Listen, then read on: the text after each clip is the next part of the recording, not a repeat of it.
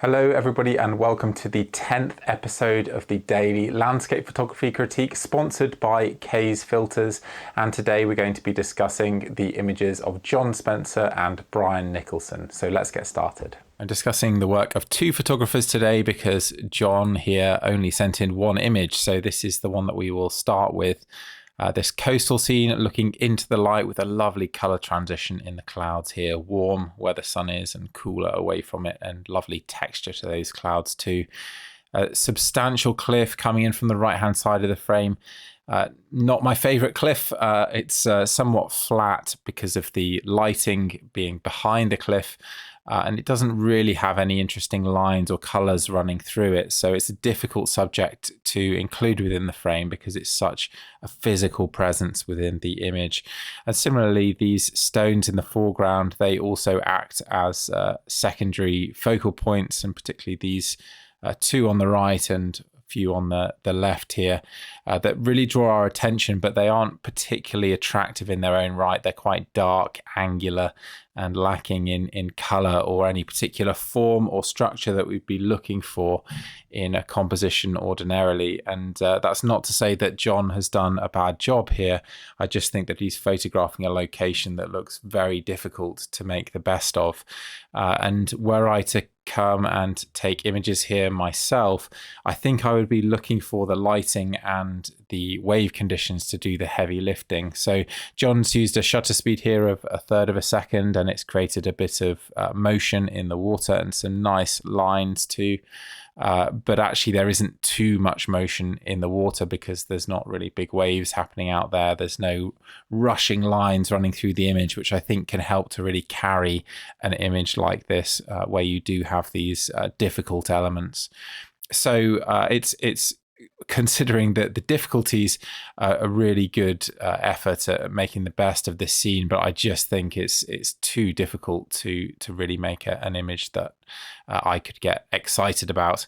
And the edit's been very well handled. To finish on a positive note, if we have a look at the raw file here, you can see this massive contrast range. So there's a lot of shadow lifting and darkening of the sky to get things back to where they should be tonally. And I think the rest of the edit's been very well handled from a color perspective too.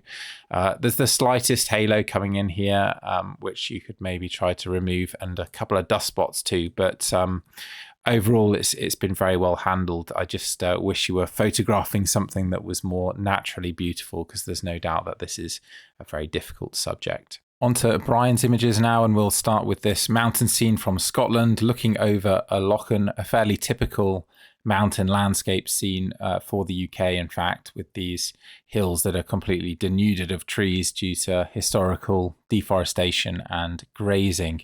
But it does at least give us these wonderful open views.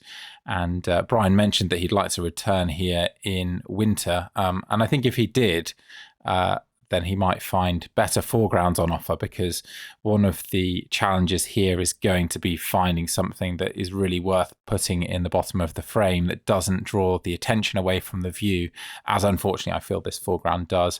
In part because you sort of have it's quite fractured. So you have this grouping of rocks on the right hand side and then this rock on the left hand side, and those are the two foreground elements, but they don't really appear to relate to one another in any particular way, and there's no particular structure to that foreground. But again, I have photographed in these sorts of places, and I know just how hard it can be to find something more structured. And what I will often resort to in these cases is looking for foregrounds that essentially don't have anything objectionable about them, which in many cases means trying to find something that is more consistently scattered than this, so that you haven't got something on the left and then something on the right, but nothing in between, for example, which starts to become quite a negative thing for this image, I think. Although you could argue that there's some sort of framing going on with this lump on the right hand side, which may or may not be important depending on how you feel about this image, because certainly were you to eliminate the foreground completely, I think this view looks a little bit too flat and maybe too open on this right hand side. It doesn't have that enclosed feeling that you often get in mountain corries in Scotland. I have noticed that it's not quite level, so of course that's something that everybody should try to check. Let's do that properly. Yeah, really, really quite a long way off, actually. And I think more importantly, there's just a bit too much sky here. I think that the top half of the sky really isn't adding much to the image. So I would probably come in and crop because that does draw your attention to the view. But it also means that the mountains themselves take up a bigger proportion of the height of the frame. And that, to my eye at least, makes them more imposing, which I think is pretty relevant in mountain photography. Right, let's have a look.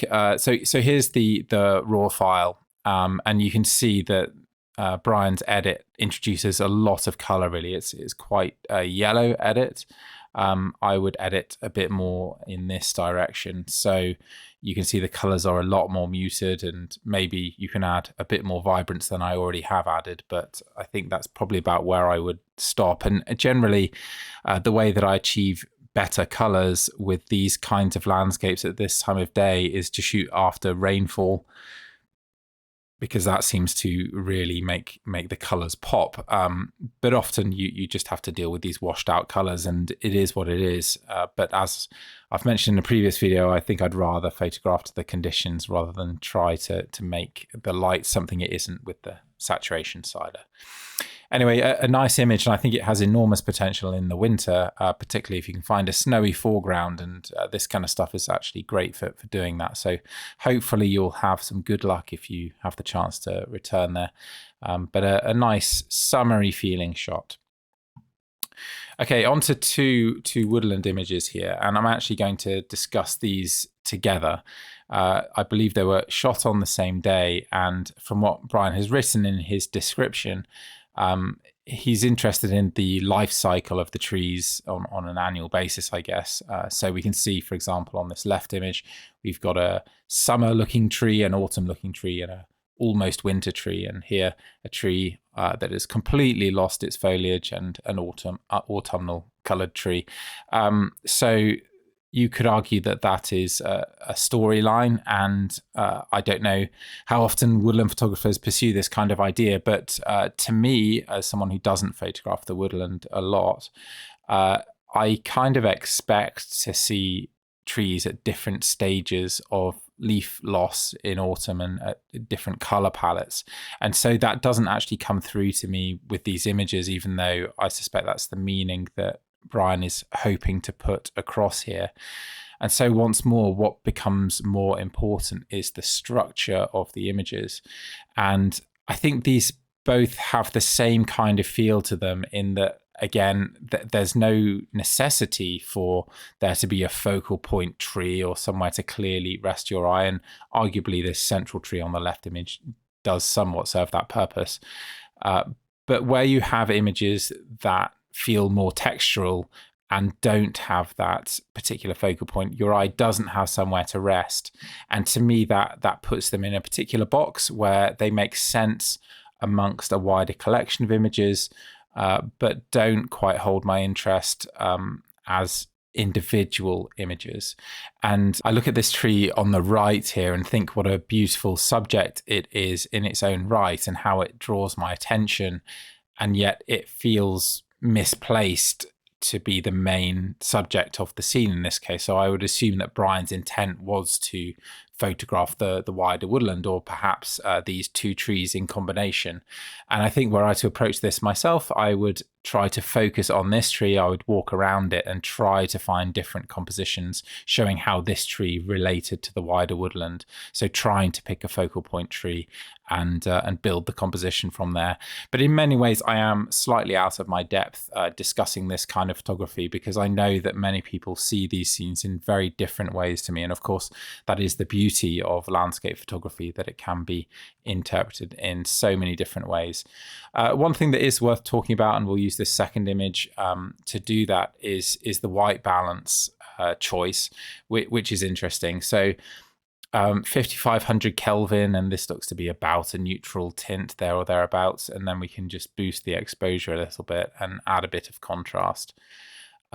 This is where I would generally edit an image true to the white balance, but we can see that Brian has gone for a much cooler white balance in his edit that's allowed more color separation, but has also made some of the greens look a little bit funky, a little bit too saturated.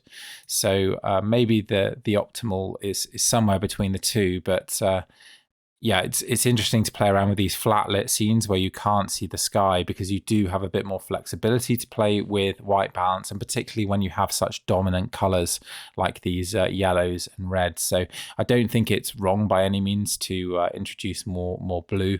But I think you just need to be careful then when you saturate, how that can impact the nature of the colors, particularly in this moss.